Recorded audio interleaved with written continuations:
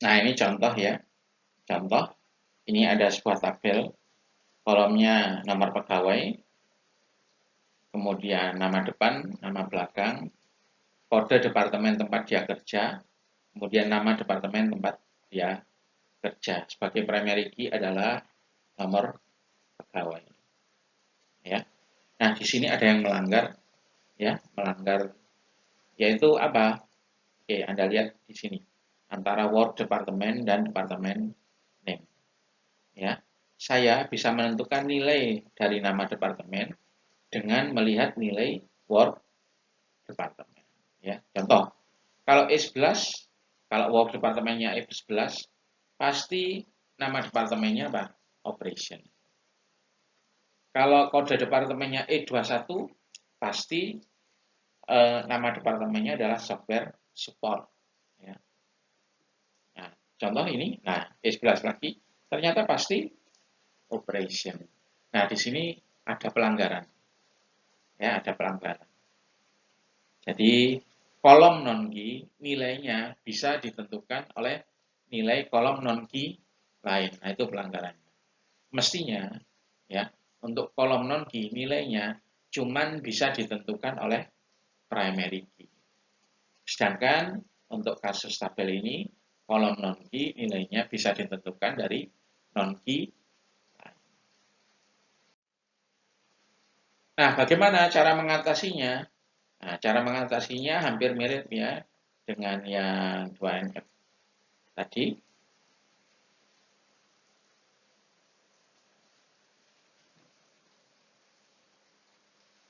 Dengan yang 2NF tadi, yaitu kolom-kolom yang melanggar itu kita pisah. Di sini ada 2 kolom yang melanggar. Kita pisah ke tabel yang lain ya, kita pecah. Ya. Nah, di sana itu harus punya apa? Primary key.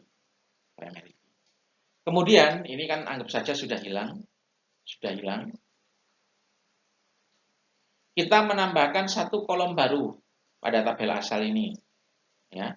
Satu kolom baru yang merujuk pada primary key kolom yang dipisah. Nah, bagaimana caranya step by step-nya mengubah sebuah tabel menjadi 3NF?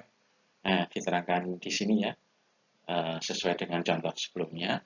Untuk yang bagian atas, ini tabel awal, saya beri nomor 1 ya, atau kondisi nomor awal, nomor 1, kondisi 1.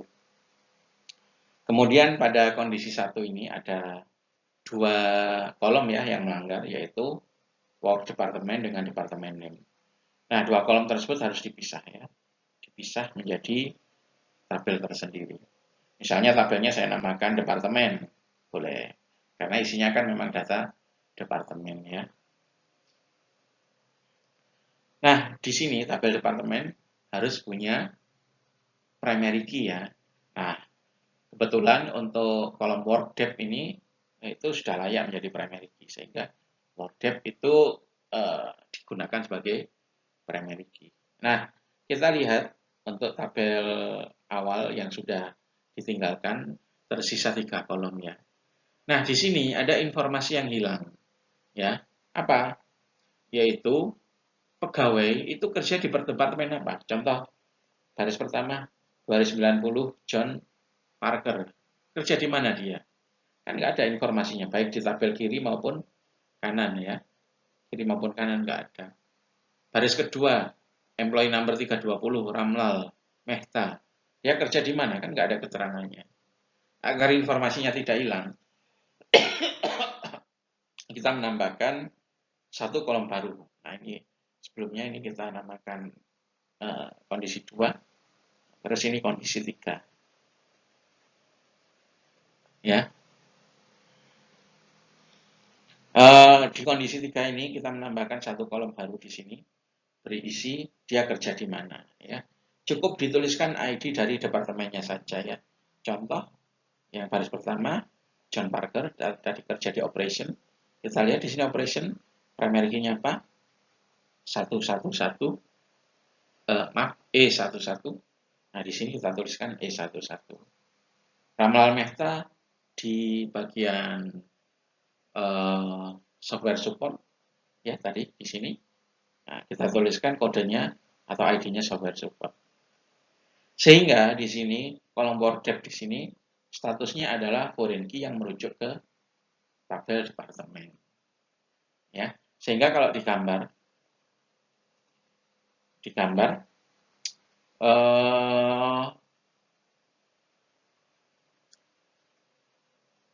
nah, ini seperti ini ada relationship-nya ya. Nah, seperti ini. Ya. Terus jangan lupa saya ingatkan lagi kalau mau memisah kolom ya di sini. Di sini kan kolom work departemen dan departemen name dipisah menjadi satu tabel sendiri. Itu data berulang itu ditulis cukup satu kali ya. Contoh di sini untuk operation itu ditulis 2 kali, tapi di tabel setelah dipisah itu cukup ditulis 1 kali saja. Jadi kalau kita mau mengubah ya suatu tabel menjadi 3NF ya, yang pertama pastikan dulu tabel tersebut dalam kondisi 2NF. Kalau belum 2NF ya jangan, misalnya masih 1NF. Kalau masih 1NF ya dikonversi dulu menjadi 2NF ya. Baru kita ikuti langkah-langkah berikut. Ya, yang pertama kalau ada kolom-kolom non key tergantung pada non key yang lain, maka kolom-kolom tersebut dipisah ke tabel yang baru. Ya. Beri tabel baru primary key berupa ID jika belum punya ya. Jadi boleh misalnya primary key-nya kasih ID boleh. Primary key-nya juga menggunakan satu kolom yang layak juga boleh. Terus jangan lupa kalau ada baris data yang duplikat, jadi di kolom asli duplikat, ketika dipindah ke kolom yang baru cukup ditulis 1 kali. Ya, di kolom yang baru, di tabel yang baru. Terus tambahkan primary key tabel baru ke tabel asal ya. Kolom tambahan tersebut menjadi foreign key yang merujuk pada primary key tabel baru. Ya. Kemudian cek kembali apakah sudah dalam 3NF. Kalau belum diulangi lagi.